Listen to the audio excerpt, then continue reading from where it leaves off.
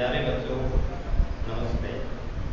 आज हम कक्षा 10 का जो विषय पढ़ेंगे वो है हिंदी, और हिंदी विषय के अंतर्गत हम पढ़ेंगे सूरदास।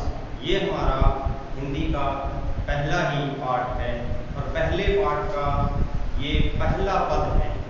और ये पद पिछले साल यानी इस साल नहीं, उससे पिछले साल पेपर में पूछ लिया गया था।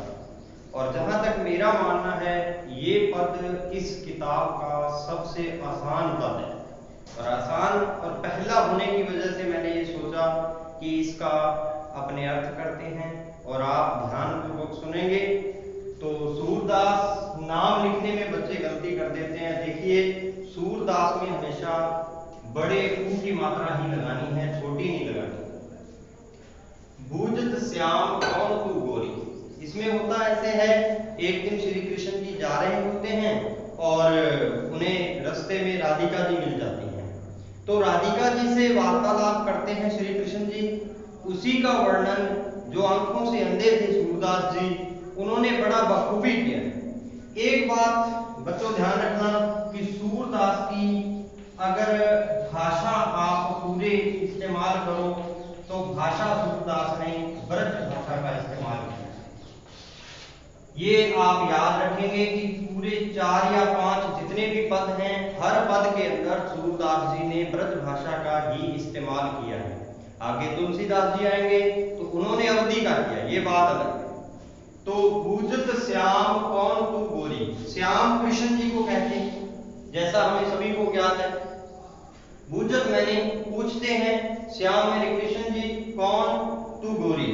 श्री कृष्ण जी राधिका जी से पूछते हैं कि हे गोरी, तुम कौन हो, आप कौन हो। पहली पंक्ति का मुझे लगता है बिल्कुल आसान है और सभी को समझ आ भी गया होगा। दूसरा है कहाँ रहती, प्रश्न कर रहे हैं कि आप राधिका जी कहाँ रहती हैं। काकी है बेटी, काकी मैंने किसकी, काकी का अर्थ हो जाएगा किसकी। कहाँ रहती हो और किसकी बेटी हो। देखी नहीं कबहू ब्रज खोरी, ब्रज बेटा एक प्रदेश विशेष का नाम है और वहां बोली जाने वाली जो भाषा है वो ब्रज ही कहलाती है। ब्रज प्रदेश से संबंधित थे तो इसलिए। तो देखी नहीं कबहू ब्रज खोरी, खोरी होती है गली। खोरी याद रखना कि खोरी कहते हैं गली, कि आपको कभी भी ब्रज की गलियों में हमने नहीं देखा है। कहाँ रहती, काकी है बेटी, देखी नहीं कबहू ब्रज खोरी, कि आप कहाँ रहती हो, किसकी बेटी हो। इससे पहले हमने कभी भी आपको ब्रज की गलियों के अंदर नहीं देखा है। ये 2 पंक्तियों का हमारा अर्थ हो चुका है।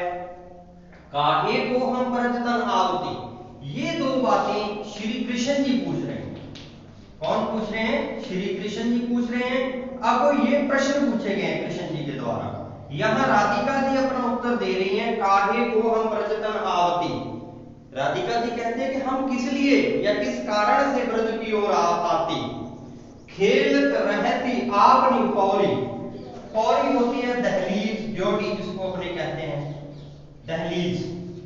पौरी होती है दहलीज या ड्योटी, जिसे अपने बड़ा, जिसको घरों के अंदर बाहर जो खाली जगह होती है खेलने वाली, उसे कहते हैं बेटा दहलीज। कि काहे को हम ब्रज तन आवती, खेलती रहती आपनी पोरी, कि हम किस लिए ब्रज की ओर आती, क्योंकि हम तो अपनी दहलीज, घर की दहलीज को पार नहीं करती थी, उसी में खेलती रहती थी। सुनत रहती श्रवण नंड टोटा, काट फिरत माखन दधी चोरी, और क्या सुनाई देता था हमें। ये बात राधिका जी की है, ये बात राधा जी कह रही हैं। क्या कह रही हैं, हम ये सुनती रहती। श्रवणनी होता है कानों से, किससे सुनती रहती, कानों से सुनती रहती। क्या सुनती, नंद, नंद जी का टोटा माने बेटा, नंद जी का बेटा क्या करता है, करत फिरत माखन दही माने होता है दही, चोरी, माखन और दही की चोरी करता फिरता है, ऐसा हमने अपने कानों से सुना है। कौन करता है, नंद जी का बेटा। नंद का बेटा कौन है, श्री कृष्ण। तो हमने ये सुनती रहती हम कि नंद का एक बेटा है और वो दही और माखन की क्या कर रहा है, चोरी कर रहा है। तुमरो का कृष्ण जी ने प्रश्न पूछा, राधिका जी ने उत्तर दिया। अब फिर श्री कृष्ण जी अपनी बात कह रहे हैं। क्या कह रहे हैं? तुमरो कहा चोरी हम लहे, कि आपका हमने क्या चुरा लिया है। तुमरो माने आपका, कहा मैंने क्या, चोरी हम लहे, कि आपका हमने क्या चुरा लिया है। खेलन चलो संग मिल जोरी, मिलजुल कर, जोरी में मिल, जोरी मैंने चलो खेलने चलते हैं मिलजुल कर। क्या कहते हैं? तुमरो कहा हम चोरी ले, कि आपका हमने क्या चुरा लिया है, चलो मिलजुल कर खेलने चलते हैं। सूरदास, अब यहां तक वार्तालाप था सारे का सारा राधा और कृष्ण का। अब सूरदास जी जो इस पद को लिखने वाले हैं, वो क्या कहते हैं? प्रभु को रसिक शिरोमणि, कि रसिकों के शिरोमणि प्रभु श्री कृष्ण, रसिकों के शिरोमणि प्रभु श्री कृष्ण ने अपनी बात नहीं को रही राधिका भोरी, भोरी माने होता है भोली बाली, कि अपनी बातों के माध्यम से भोली बाली राधिका जी को भुला लिया, यानी कि उन्हें खेलने के लिए मना लिया। एक बार हम दोबारा देखेंगे इसी को, कि यह पद सूरदास जी के पाठ से लिया गया है या सूरदास जी द्वारा रचित है, और इस पद में श्री कृष्ण और राधिका जी अपना वार्तालाप कर रहे हैं। ठीक है, श्री कृष्ण जी कहते हैं कि पूजित श्याम कौन तू गोरी।